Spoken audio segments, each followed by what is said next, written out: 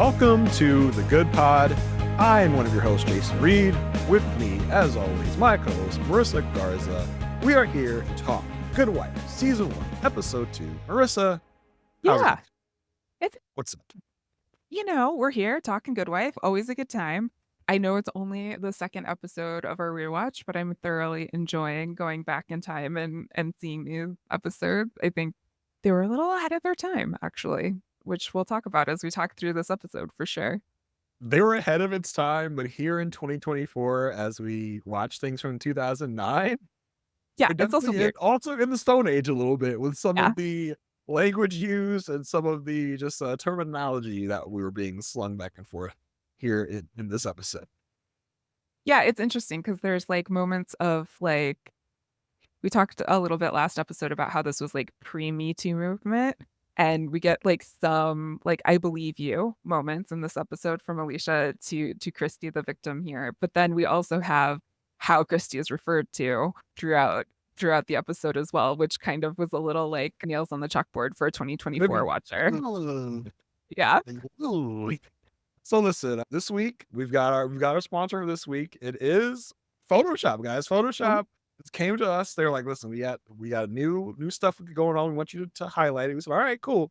So now go out there and make sure you get your Photoshop now with new and improved spectral highlight analysis. If you want to make someone make sure that they look like they're doing crack in a photo, then you got your new spectral highlight analysis. You can make that happen. Okay, no stupid little kids are going to break down this Photoshop analysis because they fixed their spectral analysis. Now, if you want to make it like they're both looking at that crack pipe, you can make them both look like looking at a crack pipe. So go out there and yeah, get your new Photoshop software, y'all. it's not 2009 anymore. Like They know how to do it now. They can make all the eyes look at the same thing if they want to. I mean, that is true. There you can do that now. That you could not do that in 2018. Yeah, so head Or out there and pick up your new yeah. Photoshop software so we can get that check. Put in the code the good pod at checkout, and you'll get 10% off your Photoshop software. You'll get something, I'm sure. I'm sure something will happen. But yeah, thanks for the ad. Problem. I'm always trying to look at new income opportunities for the Yeah, podcast to get our revenue. yeah. Let's hit let's hit our all of our housekeeping stuff. So if you want to help out this podcast, if you were listening to this podcast, like these kids, they're really doing something here. I want to make sure they're getting their recognition. There's a few different ways that you can make that happen. Of course, if you're listening on an Apple Podcast or Spotify, please go ahead and do your best and to review and to rate us. On Spotify, you can rate us with stars. You get up to 5 stars. We only take 5 stars. Please, Apple Podcast, you can rate and review. We love to hear your reviews, love to hear what you're loving about the podcast. So if you can on Apple Podcasts, rate and review. If you're watching us on YouTube, go down here somewhere, and there's a thumb that you can hit that will help us get into the eyes of more people. If you want to correspond with us and let us know what you're thinking about the episodes we're talking about, any coming episodes, you can give us question about if you're ahead of us in the rewatch. You can always email us at thegoodpodfeedback@gmail.com. So any of those things strike your fancy. They're all free, easy ways for you to support this podcast. We would love to hear from you. Yes, and you will not spoil us. Both of us have seen the series. So if you are ahead of us, feel free to you can just email away. We would love to hear from you. So let's get into things. Let's All get into right. our case of the week. Our case of the week. Well, before we get into that, I do just want to let our listeners know we will be talking about rape as the content of this case. So if this is not a subject you wish to talk about or hear about today, feel free to exit to the right and left of our podcast. And we'll see you at a later time. And also, I do just want to recognize we talked a little bit about it at the beginning of the podcast, but language in this episode was a little hard to listen to. The way that sex workers and dancers are talked about and referenced in this episode is not how we would do so in 2024. So just stating that at the top of the pod before we get into it. But this case is about Christy. She's a dancer and she was performing at a bachelor party of a high profile Chicago white man known as Lloyd McKinnon. And he like says that he did not rape her, but she knows that he did. And so she has brought her case to Gardner and Lockhart because Well, we'll talk about why for real in a moment, but mainly because criminal charges have been dismissed from the state's attorney. So she's here, she's trying to push this as a civil case so she can get money as opposed to like a criminal conviction. Yeah, I think it's in her part. She wants to both. I think it's less about the money and more about like Yes. being recognized as what has happened here. Like the criminal route has not gone the way that she wanted to. Like, they were dismissed. It's not even going to be acknowledged. So she wants this to be acknowledged in any way that we can. As we will see, it's not all about the money for her. Yeah, for sure. It's like the civil case is her only way to go now that she's been denied criminal charges in that case. So Christy requests Alicia to work on the case because she thought she would be, able to relate to what it's like to be misunderstood, like this whole like girl power thing coming through. But we find out later that it was actually Peter's appellate lawyer that referred Christy to Alicia, which Alicia did not like. We got Peter pulling some strings behind the curtain again here. Yeah, she ain't like that one bit. No. Again, we had issues with this last episode too, where it's like, stop like meddling in my affairs because either A, you want to score points with me, or B, you want to get back at the new state's attorney. Like, leave me out of your little squabbles. I'm doing fine on my own. It's also about like, does Peter think, oh, poor little Alicia, let me help her, let me get her some help. Like, we don't need your help, Peter. Like, go rot in your prison cell, please. Like, we got this. Yeah, I have some things to say about their relationship later on in the podcast because, again, Krishna, what are you doing? Christy told a few people about this rape, one being her driver and the other being another person named Maura, who was there at the scene of the crime. And so Will brings Alicia to a meeting where they're like, okay, well, why don't we just talk to McEwen's lawyer, see what we can do? They have this lunch and kind of telling about what happens across the table because McEwen's lawyers end up giving an offer for $450 or $450,000 plea bargain. And this is like a clear sign to both Will and Alicia that Lloyd McClellan is guilty. I think before they go to the lunch, like they have an interesting kind of, Will and Diane are having this like back and forth Yeah. about what they should do, and Alicia kind of walks in on it. It's just like this is kind of like Duke lacrosse all over again. So like Will is hesitant to take the case, and I think Diane is more like pro than take the case. I think Will at first I think is not really buying much of Christie's story. He's like, listen, whether it happened or not, like we'll see if they'll just like give us a settlement and we can be done with it and not have to talk about it. But this them offering this high amount of money, like, tells Will, like, oh, Will and Alicia at the lunch, like, he definitely did. He is definitely guilty. If they're offering this much hush money, there's definitely something to be covered up here. Yeah. And I remember Will said in that conversation with Diane, he's like, I believe a lot of things I can't prove. And because that's a whole big part of this case is like, what can you actually prove in the situation? And he was a little hesitant before this big number came down. And then afterwards, he's like, looks like we got ourselves a case. And he ends up taking first chair here. And they appear before Judge Abernathy. I just have to say, I have a soft spot in my heart for Judge Abernathy. He's so, I don't know, nice.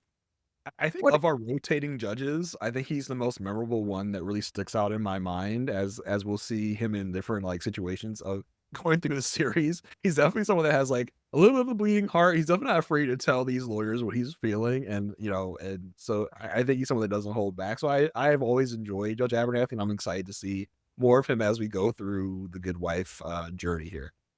I also love how Will uses Diane throughout this episode to be like, "Why don't you just, like, show up in court? Because, like, you're on the same team, you have the same politics." Like, Well, let him Diane's see your the little liberal. queen of PNC in Chicago. I don't really know.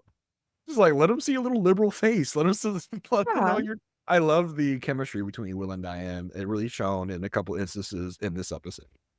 It is really interesting seeing this version of Diane Lockhart, though. I have forgotten how, like, tight and, like, close to the chest she plays a lot of things at this part in her career. Because at the end of The Good Fight, there's definitely a different Diane Lockhart in the building, and it's been really cool to kind of go back and see where she started. Yeah, I mean, we're only in 2 episodes in, and we haven't really I don't think we've really seen the full force of Diane yet. We're really No. kinda getting more comfortable with Alicia, with Will, with Carrie. I think Diane's time is coming soon. I think the big Diane episode is probably coming in season 1, where we really get to know more of her and how she ticks. Yeah, she's waiting in the wing for sure. So they have a pre-trial hearing and they try to get McEwen to confess that there was consensual sex. I love the maneuvering here because as, as Alicia explains to Glenn, he's like, well, I mean, listen, he's not going to want to admit that there was Yeah. consensual sex because, He of has a his wife. new wife. Right. So, and that's also like a little bit of Alicia's experience here shining through as well. Like he's not, he's a married man. And I know about married men cheating right now. It's a big part of my life as well. So he's not going to want to admit that he had any kind of sex. So that would really, if the sperm comes into be in that rape kit, then he already admitted there was no consensual sex. So guess what, guys? That only leaves one more option.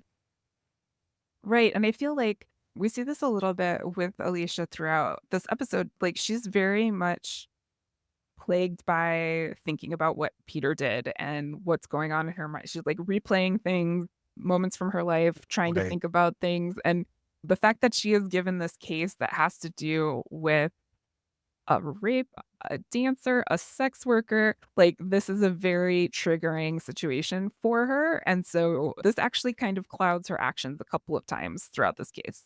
Yeah, I think it's really interesting to see Alicia's mindset in several instances in this episode. Like when she goes to visit Peter, she goes down this whole path of like, oh, so Christy? Was she one of the people you were sleeping with? Like, well, and then she questions every single event in their life. Like, well, you had to leave Grace's party early. Was that because you had to go and visit with this person? Is that because you were going to visit with Amber? You're the person you got caught with? Like, what's going on? And just it just goes down this spiral of questioning her life with Peter and what was real, and what wasn't. I just love Juliana Margulies' like, passion and fervor in that moment of like, as Peter is sitting here asking for forgiveness, she's like, well, when you answer some of these important questions I have, like, that's when I will think about forgiveness. We ain't even there yet, big Well, she's guy. like, I don't know what to forgive you for because I don't know what I you don't know. actually did.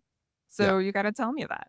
So to see Uh, Alicia grapple with that throughout the episode was very interesting, and it was played really well by Juliana Margulies there. yeah, she's able to kind of maneuver through all those emotions on a dime a little bit. Like she's like determined and then she's sad and then she's like when she leaves Peter at the jail, she's crying. And so you can kind of see just how much it's impacting her. And it impacts how she sees Christy in this case as well, because she thinks, like you mentioned, that Christy has slept with Peter. And so all of a sudden there's this like, I'm here to help you, but also I really don't like you because I think you slept with my husband type of dynamic that's going on, which is kind of getting in the way around this point in the case. Oh, Lost it. at least she's looking through all of the evidence of the case, and she keeps seeing this TKZ Industries, and she can't figure out where to place it.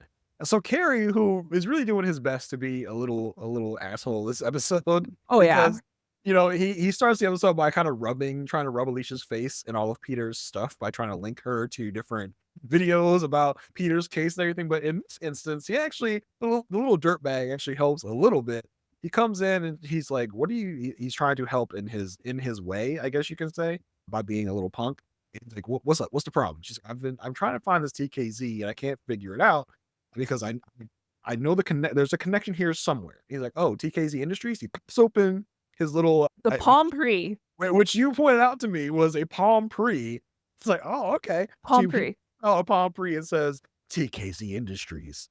And then it apparently pulls up a song. Now, when I saw this episode, I was like, no, damn well, in 2009, we did not have the, Siri, XA. I'll say that because I got one right near me. And if I say the actual word, it will probably go off. But we didn't really have those capabilities on a phone yet. So I was like, is a good wife like, precogging our future that there's going to be some voice recognition? But at Marissa, as you pointed out, on the Palm Pre, they had, speech to text. So my assumption now is that he was, speaking it into his like Google like thing to look it up in Google. That I was like, okay. Yeah.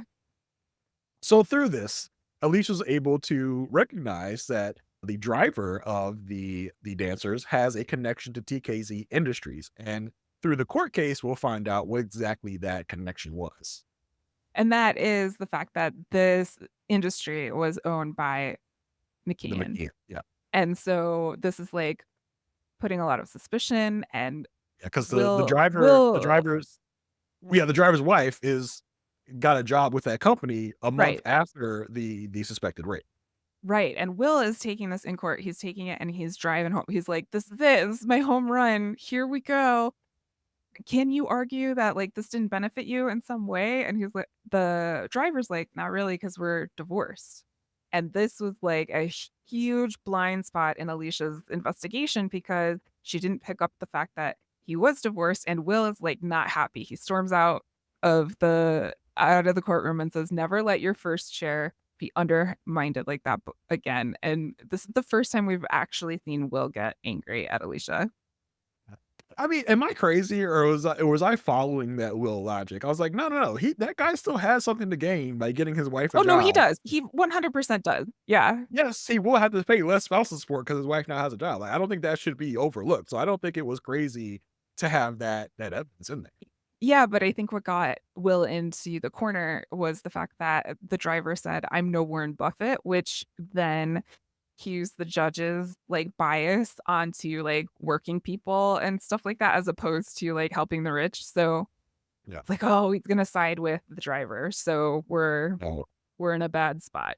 Will was extra pissy. I was like, okay, Will, all right.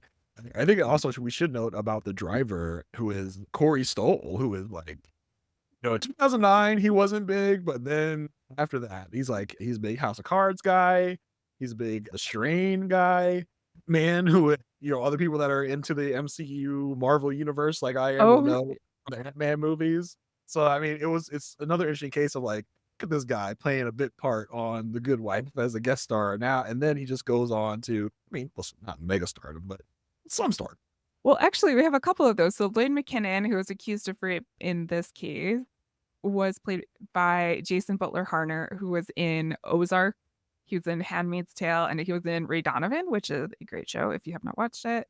Judge Abernathy himself has been in like 800 gazillion things. He is one of those people where you'd be like, I know that guy, but you may know him from Garden State, American Horror Story, True Blood. This Is Us.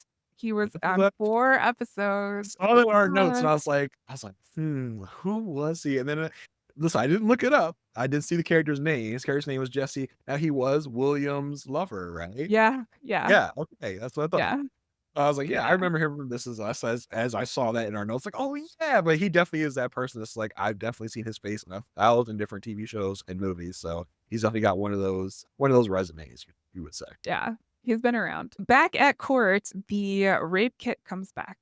It was it was something that Kalinda and Alicia were trying to track down earlier in the case by going to the state's attorney's office. There's a whole conversation between Alicia and the new state's attorney because of the tape that's on the news, which we'll talk about in a minute, but there was a delay in getting this rape kit back, and Calinda's like, "Look, they sent it to a commercial lab. They weren't trying to screw us over. It really did take that much time, and it's not McKeon's DNA." But later, Calinda comes to Alicia's house saying, "Hey, guess what I found out? The DNA mentioned in the kit was actually from a convicted rapist who's serving time in Columbus, Ohio at the time of the rape." Something is fishy here, and they find out that both of these rape kits, the one in the McKeon case and the one in the case in Columbus, were processed by the same lab, Bronson Labs. Yeah, I thought this was a really interesting wrinkle to the case, and at first, I thought that there was going to be revealed there's gonna be some chicanery on the McKeon's part. They were gonna, they had, paid the lab off or paid the technician off Yeah, to, well, mess with the results, but as far as we know, that never came to light that was the case. It just seems like an actual, lab screw up. yeah. Although I would be interested to see, like, who's on the board of this lab and things like that, but that's just my conspiracy mind going. Bronson Labs has a history of cross-contamination, so it could just be an accident. And so that's when Will's like, "Hey, can we get this reprocessed?" But then McEwen's lawyers, a little too smart, a little too Yeah. good here. They say, "Well, if it's contaminated, like, why do we need it? Like, why ca it's not valuable evidence anymore because it's contaminated," and the judge agrees. Yeah, and I loved Abernathy because they mentioned, in the beginning when they see that they have Judge Abernathy, he's like, "Oh, he's a very new judge and he's liberal." And as you said earlier, Abernathy's kind of compensating for that, for people knowing that. So he also is like agreeing with the defendant a little more than maybe he should because he wants to show that he's not biased. But I did like how, because Will asked to get it reprocessed, and Abernathy's like, "Yeah, I can definitely see why you want to do that." I'm like, "Sure, go ahead." And then McKeon's lawyer's like, "Actually, no, for this reason, this reason." I like seeing Abernathy's like greenness, like as a judge, like, "Oh, I actually didn't think about that. So yeah, you'd be right." But some experienced judges might be like that they don't want to be showing up like that in court and be like, "No, no, I said what I said. You're not going to influence me in that way." But like Right. Abernathy actually thought about it. I was like, yeah, actually, you're right. Let's go with that one instead. It was a very interesting thing to see, like, as a quote unquote new judge. Yeah, and I think it's one of the things that I remember seeing, like, Judge Abernathy's character development throughout the series as a whole, because I think he does gain some confidence, but he still retains his, wanting to protect his image of, like, coming from any bias at the same time. I did love his moment of, "Okay, let's have a moment of silence for those who have died in door 4." And I was Yeah. like, "Wow, time has not really." It's a different place. I think, yeah, different place. I was like, "I don't know if anything that's going on in Darfur right now in 2024, but same things happening." The judge could have said the Yeah. same type of You thing, could just put today. any other country's name Yeah, like, into you that got name. Like, you'd be unfortunately, right. take your pick. You got a couple you could throw in there. But I was wondering, is he gonna do a land acknowledgement?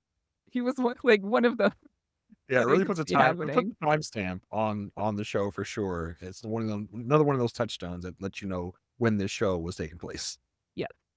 So without the rape kit, they're now the biggest key to this case is finding Maura, because Maura's the only other person who knows what happened, and she has not been able to be found up until this point. So Will and Alicia decide to go to the hotel where the bachelor party was to obtain the phone record, because we know that Maura's phone was dying.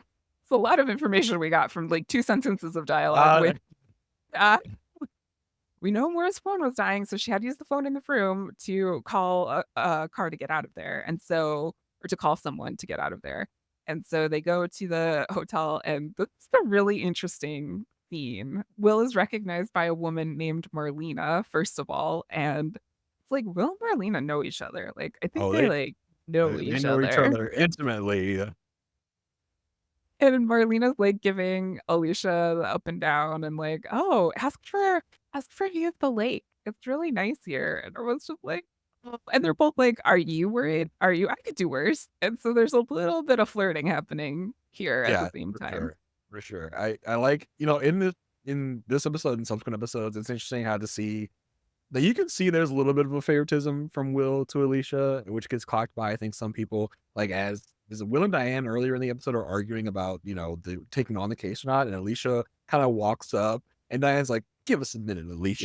Yeah. And Will's like, "No, go on in." It's like, "Oh, okay." You could definitely see where the Will favoritism comes in. I think that will be an issue going forward in some ways, that Alicia is seen as, like, the favorite of Will. Oh, yeah, in more ways than one.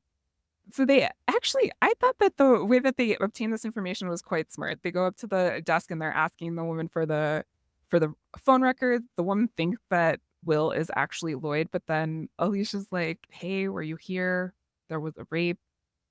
Like, we just need to know this one phone call so that we can get in touch with someone who might be able to help with the case." And I love how the person who worked behind the desk handled this. Like, "Hold on, I have to go talk to my manager."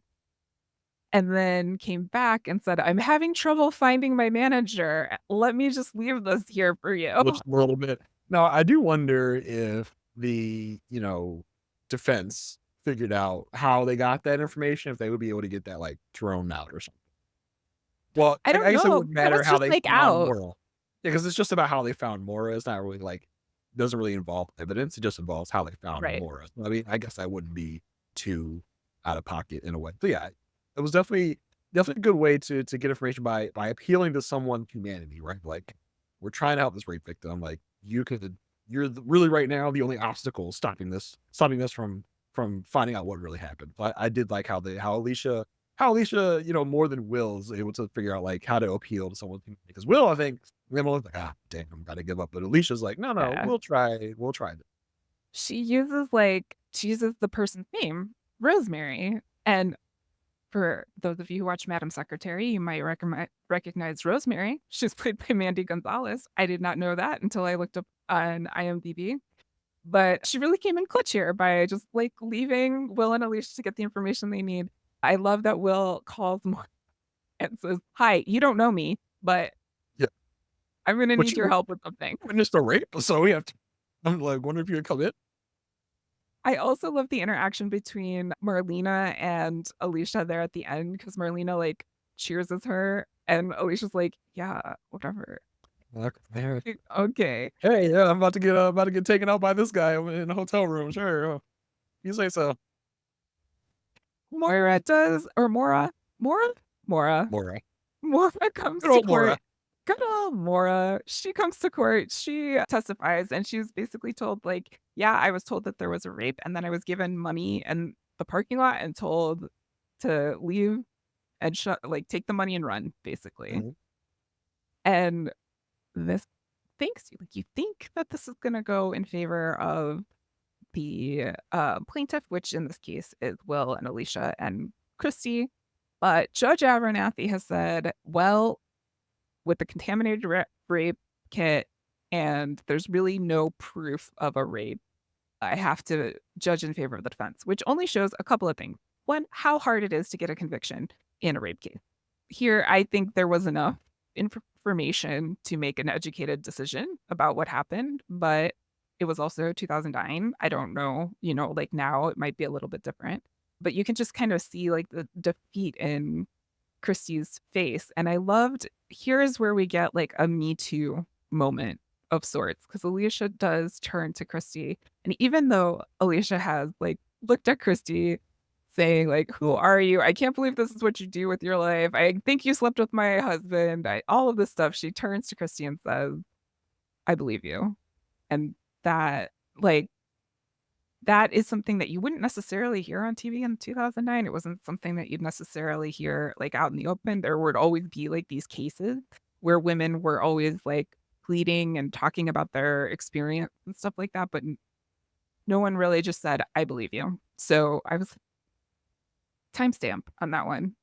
But even though so he gets his judgment of, being judged in favor of the defense, he walks out of that courtroom thinking he is on cloud nine. He is like the most confident person. And he takes this as an opportunity to make a statement to the press. And he's like, hey, this wasn't a rape, but there's a lot of people that are abused, a lot of women who are abused, and blah, blah, blah, blah, blah. And around the corner, the police come and they make an arrest. And I thought this was fantastic because the case that he was, found not guilty in was a civil case, but that doesn't mean he can't be tried in criminal court. Yeah, so I love the moment where he comes and he's falsely pontificating, like, oh, just because this was someone falsely accusing me doesn't mean you shouldn't believe women out in the world. Where we all know, watching the show, like he's all bullshit right now because he actually did rape this woman, and he's just trying to gain. I don't know what you want to call it, popularity, or it look like he's doing the right thing by saying these things when he's in real life a dirtbag. But yeah, like you said, it's just so great justice. Like, well, not really justice because we just was found innocent, but it was great to see he was actually getting arrested for these crimes. And from the show's standpoint, everyone seems to think, oh, slam dunk case, he's going down. And on the news, when Alicia watches the news later and they talk about McCann, they said State's Attorney Childs says he found an untainted DNA, DNA evidence. I'm just wondering, I would like to know more about that. Like, how did they obtain DNA that they think would make this a slam dunk case? That I didn't think they really spelled that out really, really well for me. I wonder if it was pitted before. Oh, Like, that would be interesting. Or, yeah, I just don't know how they think they're going to be able to go through with the criminal case and get a conviction when they couldn't get one in the civil case. I just wonder what this new quote unquote evidence is that they yeah, agreed. But also, we all know, much like, yeah, we all know he's not going to jail for a very long time. Like, he's, he will get a conviction, I'm sure, but that'll be probably it. But our good friend Mora, she is played by Natalie Hall, who can be seen in True Blood, Charmed, and All My Children. Now, fun fact about me, I am a soap I opera know. That's why I'm putting. fan back in the day from when I used to stay with my grandparents when I was a child. Now, I don't Yeah. remember, I don't, Colby could be, I remember who Kobe is, but I don't recognize the actress. Like, I think Kobe was played by a couple different people. This also could be Kobe the child that is now an adult. I don't know because all my children went off the air. I'm quite, Yeah. Yeah, but there's a couple immediately recognize her. Yeah, other soap stars in our future, so, yeah, I just thought it was fun to kind of just see where everybody came from and, like, it is like Law& and Order in some sort of way. There's always yeah. somebody doing something. Well, we talked a lot about the case, Jason. Let's talk a little bit about Alicia's personal life. So while this whole case is going on, we talked about it a little bit. She's still having these nightmares. She's very preoccupied with the fact that her husband, her life, her husband's life, everything is talked out in public. And the episode starts off with Carrie going, like, "Hey, isn't it great? Like your husband's gonna have like a new trial to see if he can appeal. So great! Did you see it on the news? I'll send you the link. I'll send you the link. It's like a sex tape, but it's fine. I'll just send you the link." He just wants to really rub her nose into this fact of like Peter cheated. You want to hear all the stuff he said about, you and your family and how much he loves this sex worker he's with. Like you want to hear more about it here. I got it right for you here for you. I'll send it right to your email. Like, Carrie, you did. Yeah. So like Alicia basically like dreaming in, softcore Skinamax Oh, yeah. porn about her husband's affair, which I guess comes from the sex tape. I guess they have actual like what they saw. What do you think is they have the actual sex tape or they have like just audio? Audio. Okay. I was like, Alicia's dreams are very vivid and very like very high. Like, damn, like you might as well be watching those Skinamax softcore right now. It was a very interesting dream she was having about Peter and Amber. Amber, yeah. And she does take a look at the link and she clicks it and she listens to it for a little bit. And Kalinda comes in and is like, "Did you hear it? You're like, can't." And Kalinda's like, "Well, everyone else has." Uh, So, like, Might as well get on board. yeah. And Alicia at one point does confront, what's the new state's attorney's name? And Childs. Confronts Glenn Childs and says, like, you know, "Hey, what's up with this? You released this tape." And he's like, "I have kids. I didn't mean to do it on purpose. Like, but trust me, I have a lot more on Peter. I was just, like being nice in the situation." And this is like not only is Alicia coming back to work after 13 years and trying to prove herself and all of this stuff, but she has this like really big umbrella hanging over her at all times in the name of Glenn Childs and what he knows about her family and how he's in control of that information. Go kick rocks, Glenn. Go Yes, kick rock. kick rocks, put open-toed shoes on. Yeah. Shout out to Love is Blind. Yeah. Did you notice this? I saw a little bit of like the Elsbeth dynamic between Kalinda and Alicia when they went to the dance studio Yeah. place It's after Land. It's so I interesting because we mentioned it last episode too, where Alicia's going on these investigations. I'm like, I just don't remember Alicia being like this big a part of the actual investigating part, which I don't know if it's gonna change, in the future where she's gonna be less tagging along to the Clinton investigations. But I just like, wow, I just didn't remember that Alicia was so like crucial in proving these cases in this way. I thought this was mostly just Kalinda's been. Well, yeah, she was right there with Kalinda. They were investigating together. I was like, wow, this is a surprise a little bit. Yeah, but I also like how Alicia uses that time to like learn more about sex workers and try to Yeah, like find out about, how much like how are prices done and what hard. impact the price of an escort and how does that, And then she uses play that into against her own life. yeah, she uses it against Peter later. She's like, you were spending $3,000 an hour on these people. And I bet in Peter's mind, he's like, you know how much I was spending on Right. Amber.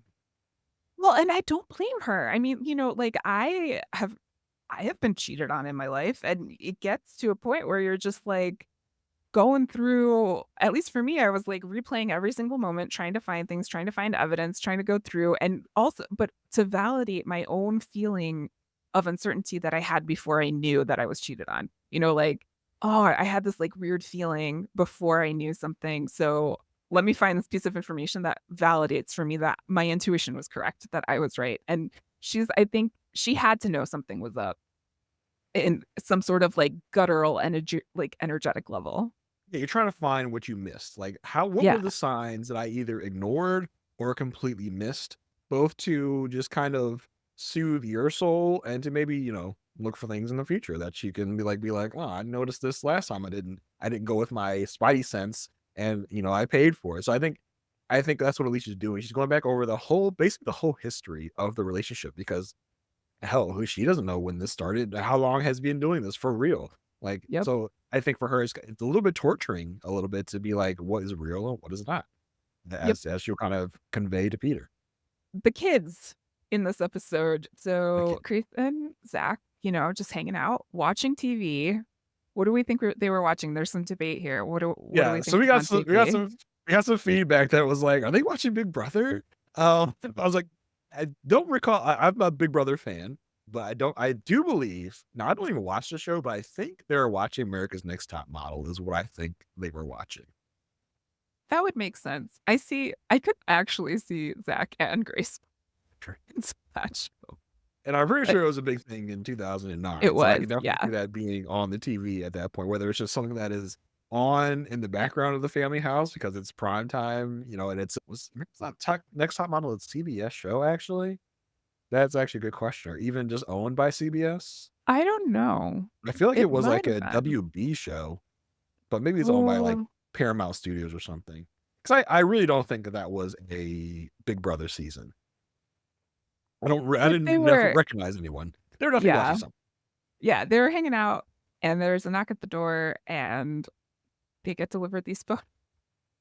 I'm only laughing because of how it was like, how they had their own investigation. I'm not laughing at the fact like, this had to be traumatic for these kids to, like, get this photo and, Definitely. like, look at it and try to hide it from Jackie, their grandma, and do all this stuff, and so they get these photos, and, dad's doing some things. He's Dad's doing doing some more than thing one thing. he's doing some things. That's a THANG. That's not THING. He's doing some things in those pictures. I'm sure, like, a lot of the sex pictures were probably, like, actually legit because we do know that that is what was happening, but then we got some other pictures that was like, "Oh, Yeah, he's, like, smoking crack, yeah, he's smoking crack." and On this is CBS primetime, we showing a picture of somebody smoking crack. I was like, "What? We're breaking boundaries here." well, and this is, like, again, before the advent of, like, AI or deepfakes or anything, Mhm. so, there's little reason to think that this is not true in the situation, except for Zach, because Zach apparently not only does he know everything about technology as we learned in the last episode because he was able to help Alicia, like, figure that out, but here he about spectral highlights and how the light's reflected in an eyeball, and he's able to put together that the light is coming from different places in his dad's eyes and then in the lady's eyes, and so this cannot be a true picture. Nerd. Nerd. It's like I What a took nerd. photography class in high school. I was not taught about spectral highlight. You'll see, Grace. What you can see here is that you see this the pupil in my dad's eyes. He's looking big at that crack pipe, right? But you see that crack pipe is over here, and my dad's looking over here. So via the spectral analysis, you can see that that's not actually what he's looking at. He's not even really in the picture. It's like, all right, Zach, freaking dude. Alright, let me pull up my glasses a little Yeah, bit. exactly. It was funny though because first Yeah, of I'll all go give Zach a wedgie. A freaking nerd. Give him a noogie. Throw him in the locker. well, he nerd for leaving this on his computer because he, like, does this whole explanation to Grace. They go off, like, have dinner or whatever, and then later in the Alicia asks Alicia asks Zach to pull up Google Maps because she wants to show the kid what the jail looks Hey like. Zach, can you show me Google images on your high doodad computer? Look up images on that there internet. Can you show your old mom how to pull that up? I mean, just someone being like, I have no idea how to look up Google images on a computer. In Well 2024 is like, what? well, and earlier she, like, didn't put together that she could search, like, just do a Google search. Like, that is exactly what Like Carrie Carrie did. does the Google thing. She's like, oh yeah, we have Google now. We can look something up on the internet. Wait, they're looking at a phone book anymore for TKZ industry. I'm looking at an encyclopedia to look up information. Got this here internet thing.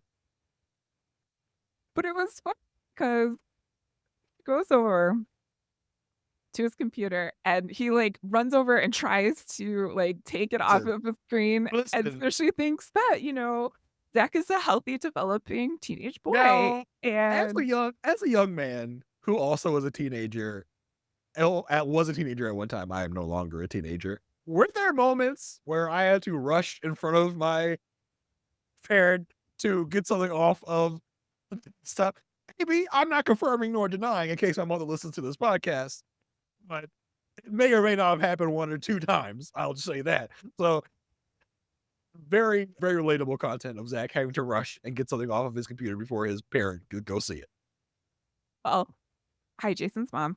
But also, the thing is, in this time, like, you can know that they're rich because they're rich, but also you know that they're rich because Zach has his own computer in his room. Like, at this time, I still had a family computer. So, Yeah. like, when I signed off the computer, no matter what it was, I was like, delete, delete, delete, delete, delete, delete. I don't want my parents knowing anything about what's going on anywhere. So, Oh, really? just I wanna hear more yeah, about what young Marissa Garza was looking up in the old days of the internet. found a lot more scandalous. But, like, you know, that just shows how, privileged he is that he doesn't have to worry about that. Like, you know. Now, I had a family computer, but it was located for logistical reasons in my room, Oh, you were which lucky. which, you know, mom, you probably shouldn't have done that for multiple reasons. But either way, that's where my community computer was. And you might say that I was lucky for that, but I definitely wasn't because when like, my mom had to come and look up stuff on Oh, the computer, yeah. like she had to come into my room and that was annoying. But, um, I'm definitely familiar with the community computer like thing. And you're right. That does show definitely the amount of privilege these kids have. 'Cause I'm sure it's both Zach and Grace have individual computers in their room. And there's, Alicia has her laptop. So there's like 4 computers in the room at any given time, which in my childhood, we had the one big desktop and that was it. Yeah, I mean, I didn't have my own computer until I went to college, so, Mm. it was the time. Yeah. But the other person in this house, not only Zach hiding porn from Alicia, he's also hiding porn from his grandma, Jackie, and Jackie is out here stirring the pot already. She's like, "Oh, hey, Zach, your dad said that he misses you, and so do you wanna go visit him in jail?" And Alicia like, if you wanna talk to me about the kids, talk to me. Don't talk to the kid. Like, I'm in charge of them. He is not. I Well, just thought At least just pissed in like the motherly piss, like, Jackie, if you want the kids to know about Peter, you should probably go through me first. Now, they Alicia was a different type of piss, like, when she was talking to Christy at one point, yes. where they were pretty much out of options, and it was like, "Hey, Christy, look, we need more." She's like, "I can't find some." "Well, you need to find her." I was like, Yeah, "Okay, Alicia." But, she has to take a different tact and tone with her mother-in-law. She knows with Jackie. good old Jackie. I also love this moment where Alicia got home late and she was gonna make breakfast for dinner, and Jackie's like, "Oh my goodness. Oh my, What?" my Breakfast for dinner oh, is amazing, by the way. I love it. I'm not Anything else? You're not mm, big no? not really. Do you like breakfast in general? I can do without breakfast. I have breakfast on the weekends when I'm not working. Like, I make breakfast for, me and my family because that's like just the thing I do because I like my breakfast a certain way that my wife doesn't cook. So say that for that. But I usually don't have breakfast on the weekdays because I'm just don't have time. So I'm not a huge breakfast person. I love a good breakfast. I very rarely cook my own breakfast. I usually am having, like, some sort of cereal or something in the morning, but I do love a good trip to, like, a Denny's or a Waffle House or something Mhm. like that to get how many of our eggs and bacon and hash brown and then not eat it all. Always comes in, like, huge thing, and then I'm like, "Oh, well, I was hungrier with my eyes than I was with Mm. my" Sounds like some leftovers are in play. Yes, yes. Okay, anything else on the family before we talk about the law office? And then I think that'll do it for this one. Just a remark about Peter and his surroundings. Mm, Like, Club Fed, I think, is where Peter is at this point. Because I mean, they're taking a stroll in like the greenery of the prison. You see all the other people like playing with their kids and like in the yard of the prison. yeah. I think that Peter's definitely in a Club Fed at the moment. Like, I don't think he's worried about getting like jumped by prison gangs or anything. Like, I think he's in a pretty cushy spot right now. There was one moment where Alicia, when he was visiting her 2 months in, "How you doing?" He's like, "I'm fine. Yeah, great. Watch a There's kid. some guys Yeah, here. yeah. So Great." kind of just take some downtime. Really just kind of chill with my boys. But you think that if he really was a public servant, he would use his time to think of ways to improve the federal or, like, the prison system, but I don't think that is what he's spending his time on. Yeah, I don't think. Well, over at Lockhart and Gardner, we got some, things are always eaten up under the surface, under the case. We know that there's like this big case, the Chef and Marks depositions keep coming up. It's definitely like a project that someone's working on, someone being Carrie, he's working like extra hard, just reading a bunch of depositions, going through them. But I think this might be your Diane moment kicking up here. Her case is working in the background. And then I did also want to talk about the 2 different responses we got from Will when Alicia made her mistake. So she made her mistake in court where Will was undermined. She was very upset, got out of court, was like, never let that happen again. And then Alicia goes and apologizes to him in the office. And he says, no need to apologize. We're a team. And so it was really interesting to see those 2 different reactions. Yeah, there was definitely a heat of the moment type of reaction where it's just like, you are so he's talking to her basically as he would talk to any other junior Yeah. associate. But then he's calmed down. He's like, "Oh, this is Alicia, who I'm like, I mean, I'm maybe kind of trying to get with at some point. So let me tone it down. Like, oh no, no problem. We're a team. Like, no, I remember what your real reaction was, buddy. You were like the look you gave her when he sat back down after that was a real like I'm like, I would not want that look from anybody. Like, ever. Like Yeah. I was feeling guilt just for like being there. yeah, I Ooh. did I did love when, they decide that Alicia's gonna be a big part of this case, and Will, who I guess is maybe his first time meeting Carrie, he's like, "Carrie, right? You're Carrie?" We know Will knows who Carrie is, so that was like a fun like, "Will, oh yeah, why don't you take Alicia's depositions for the week? She's gonna be busy on a bigger case than you're working on right now." You can just tell see Carrie be like, "Oh, okay, sure, fine, whatever." Like, he was pissed. Yeah, it was a good moment, and I do love how, like, the competition is always happening in this law firm, so not only do we have, like, Alicia and Carrie trying to vie for that position, but we also have, like, their 2 champions, Will for Alicia and Diane for Carrie, like, also kind of going at it with each other, and just the interplay that's gonna happen throughout the rest of the season. I forgot how fun that is. And how do we think Alicia and Kalinda are getting along at this moment? This is something we will need to watch throughout the entire season, how they're getting along. It is fun for me to see, like, their back and forth, but what did you think of Kalinda in this episode? It's fun. I also think Alicia is learning a little bit from Kalinda as well about how to go about things and how to be, go through investigations and who to go to for what. So I think that's fun as, Kalinda takes Alicia on she's being a bad girl tour. Like, this is Mhm. how we do things. Like, I remember when they went into the state attorney's office to get whatever it was they needed, and they got busted. It was like Kalinda was trying to use her connections with the state attorney's office to get what they need to a little bit underhandedly. And as they got busted by Glenn Childs and I don't know, berated or whatever.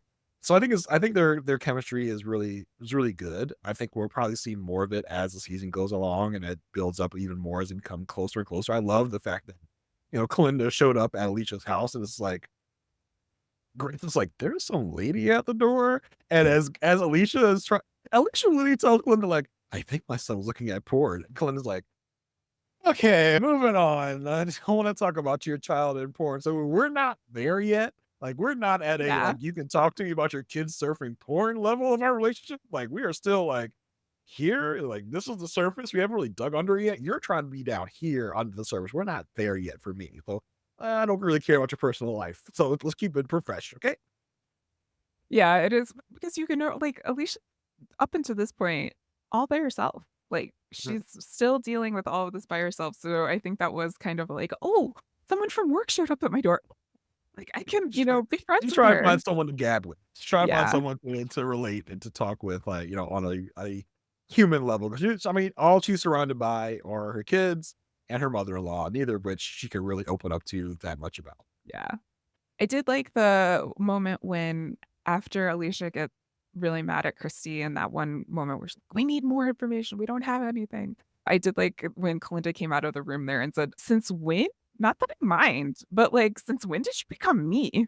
It's like Mhm. their roles are little already like reversed, and this is only the second episode of the Like, first hey, season. So it's good fun. cop, bad cop. Like, go Yeah. turn girl. Yeah. Like that's my gig. But it'll be fun to see, their relationship continue to develop through the rest of the season. So, anything else, Jason? That's all I had in terms of note and rundown. No, I think we're good. It was an enjoyable episode, really fun to see. I think it's almost like it's kind of like in a way, it's what Ellsworth was doing, kind of like we know the particulars, we know who's innocent, we know who's guilty, but it's about trying to figure out a way to prove that. So the Ellsworth formula wasn't necessarily new for the Kings. It was just in the way that it was portrayed because the Ellsworth show was more of a murder mystery, is what we could have called it, but they showed us who did it every time. So this is similar to that, as in we know who did it, we know who did what, we know when they did it, we just have to prove it. Well, and just because we know we don't it's like we don't know the outcome. We don't know what's gonna happen. In this case, they lost the case, but then they ended up, you know, he ended up getting arrested. So that's one way this could have gone. This could have gone, 15 different ways, which makes it a little bit different than we arrested someone, which is where Elspeth kind of stops, just at the arrest. So it's fun. I'm glad we're back here. Yeah, for sure. Had a great fun. Listen, thank you guys for listening, for watching, whatever it is you're doing, however it is you're adjusting the podcast. We thank you for it. We talked a little bit about it in the beginning, but again, if you're listening through Spotify or Apple, we would really appreciate a star rating. We would really appreciate a written review if you're on Apple Podcasts. If you're watching on YouTube, again, down here is a thumb somewhere. You can click it, give us a thumbs up, helps people find the podcast more if you do those things. If you follow us on all those platforms, you subscribe, that we would really love if you did that. Again, the email to correspond with us, to ask questions about episodes, to talk about future episodes, would really be appreciated. We did have someone that wrote in this past week, Mr. Alan Kellogg, who we did use some of your feedback in the podcast. So we would really appreciate if you guys have any questions or anything to hit that email, the goodpodfeedback@gmail.com. Yes, thank you. I'd love to hear from everyone. Marissa, if anyone wants to Yeah. keep up with you specifically, where can they find? Quickly. Well, I can be found on Instagram and Threads at It's Me, Marissa G. And if you click on the link in my bio on either of those platforms, you can see where else I'm at and what else I'm up to. I also have a nice little playlist of like all of the podcasts that I've been on. So feel free to check that out.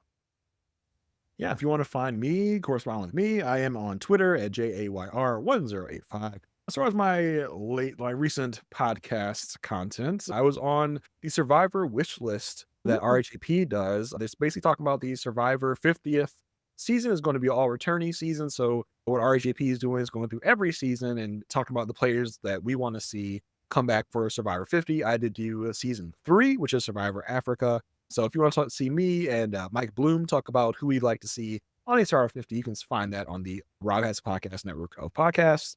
Also, I recently started talking about the show The Perfect Match on Netflix with Kirsten McInnes. We talked about the first 3 episodes this week, and we're going to come back in a couple of days, talk about the 4 through 6 of this week's drop. So come and join us every week for that drop. It's 3 weeks of drops for that show. If reality TV and trash, mess TV is your bag, then I think you'll have fun listening to, talk about that. All I right. hear that show is pretty messy, Jason. Oh, it's mess and trash at its finest. It takes the mess and trash from other Netflix shows and brings the mess and trash all together to a different show. It's like an Ooh, all-star, like, mess and like a trash. buffet, like Yeah, a for like a sure. salad. You like the mess and trash from Love Is Blind, you like the mess and trash from Too Out to Handle, you like the mess and trash from other Netflix shows, it can all be found there. But yeah, having a lot of fun talking about that show. Unless there's anything else, Marissa, until next week, stay good.